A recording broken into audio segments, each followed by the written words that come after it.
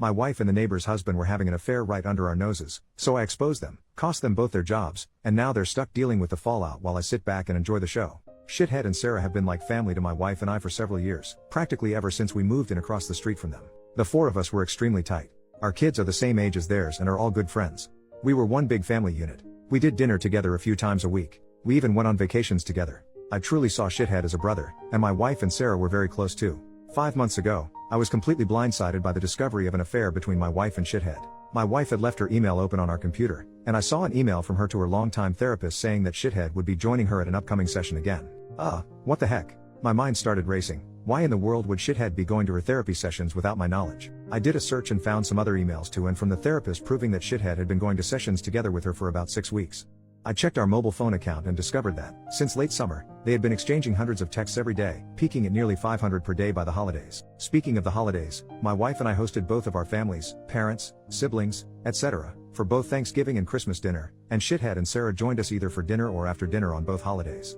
Text records showed that the entire time that they were at our house celebrating with our families, my wife and Shithead were texting each other across the room. They were doing that pretty much every time the four of us hung out, for months. And, all day every day just in general. But what bothers me the most is that they were doing it with Sarah and I right there. I confronted my wife with the evidence and she admitted that yes, she and Shithead had fallen in love. It just happened. I don't know how. But I love him and I just don't feel anything for you anymore, I'm sorry.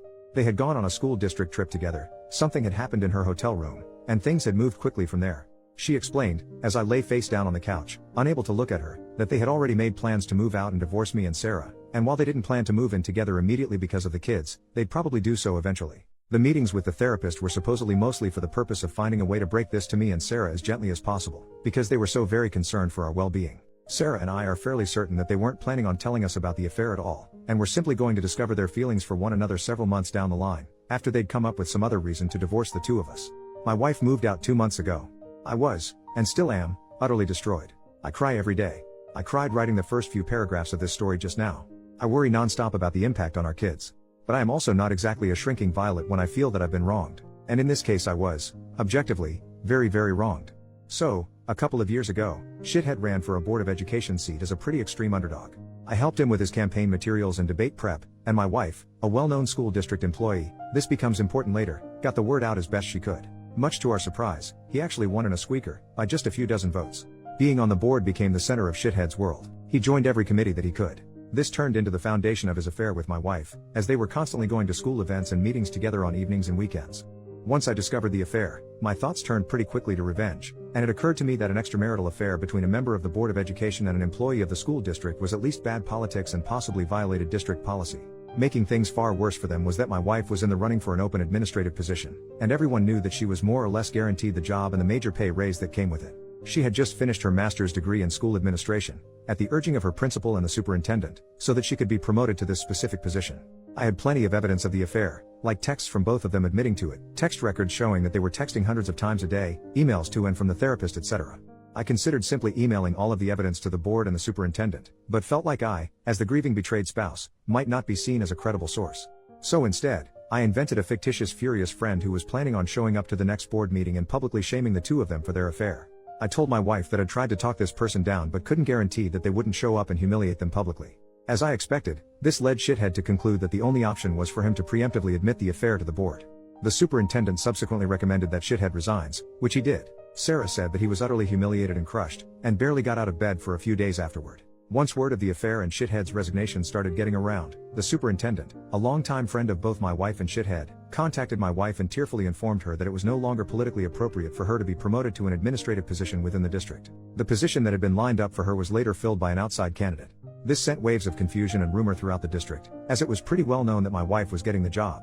The day after she was informed that she wasn't getting the promotion, my wife and I, despite our crumbling marriage, took our son out to breakfast together on his birthday, and a parent stopped by our table to congratulate her on her new role. She said, "Thanks," then excused herself to go cry in the bathroom for a while. I let the dust settle for a couple of weeks, and then, right before my wife moved out, let them in on my little secret. There was never a furious friend threatening to expose them in the first place. It was just me. Word of all of this has gotten around our fairly small town, which Shithead grew up in and my wife has worked in for nearly 20 years. My wife refuses to talk to me about how things are at work now, but I've heard from some people I know in the district that her formerly spotless reputation has taken a major hit. Shithead, formerly a gregarious social presence in our neighborhood and at events and pubs in town, has completely gone underground and barely emerges to mow his lawn. He's moving out soon, to a crappy little townhouse which is all he can afford due to all the child support he's going to have to pay his wife. My wife and Shithead claim that they plan on trying to make things work together, despite all the public humiliation. I wish them lots of luck with that. I'm sure it will be a lot of fun to show their faces together in town. Relevant comments. Commenter, are you and Sarah a thing now? You should totally be a thing, that would be awesome. No. We're friends. We've been incredibly important to each other since this all started and have certainly gotten a lot closer, but not in the way everyone's thinking. This would all be so much harder to deal with if I didn't have her to lean on, and she says she feels the same way about me. We're going through basically the exact same situation with the same players, after all. Shithead hasn't moved out yet. Once he does, we plan to go back to getting the kids together more often like they used to. It'll never be the same, of course. She already does come over with the kids from time to time, but it's just tough with Shithead's constant presence across the street. Commenter, didn't your revenge hurt both sets of kids? Not really. Shithead has a day job. The Board of Education was his hobby and his passion, but this didn't affect his income at all. And my wife has been assured that if she wants to pursue an administrative position with another district, she'll have glowing letters of recommendation from her superintendent and principal. It'll mean giving up a lot of work relationships in the process, but given the hit her reputation has taken, I'm guessing she makes that jump sooner rather than later. In the meantime, not moving to an administrative job means that she still has summers off with the kids. Commenter, why didn't you notice all of the texting your wife was doing? Well, I did. It was really starting to piss me off. It was excessive. She has a big social circle and does tend to text a lot anyway, but it was really getting over the top, to the point where she was completely ignoring me and the kids.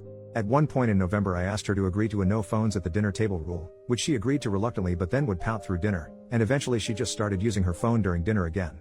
All that said, I was blind. Not only was the texting getting weird, but her relationship with Shithead was starting to make me uncomfortable. Sarah noticed it too and agreed. We confronted them a couple of times about it directly and they both swore up and down that it was just school stuff that they were talking about. There was nothing else going on. And for whatever reason, we believe them, probably because the mind tends to refuse to see things that it doesn't want to see. Update 3 years later, I've been getting a surprising number of requests to post an update to this story. Where to start? It's been a bizarre few years, especially with COVID thrown in the mix, which I somehow still have never caught, despite my kids getting it twice each. Thankfully just mild cases. Well, at the time that I posted the original story, I was obviously a wreck. Things actually got significantly darker for a while after that. My ex decided to start bringing Shithead around our kids just a few months after she moved out, which was really hard for me to deal with. I'd never really dealt with serious depression before, but things got bad enough that my doctor more or less forced me to start on an antidepressant because I admitted to him that I was thinking about taking my life pretty frequently. I think this is where I should mention, trigger warning for the rest of this paragraph, I had a very specific plan and everything I needed to do it.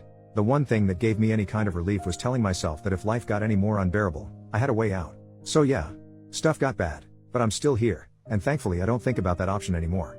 I reluctantly decided to dip my toe into the online dating world, and after a number of short-term things that didn't pan out, I actually connected with someone, much to my surprise. We'll have been together for 2 years next month. She's absolutely amazing. We don't live together, and for the time being we're both good with seeing each other a few times a week. Would I love to see her more? Yep. Am I ready to live with someone again and go all Brady Bunch with our respective kids? I'm not sure.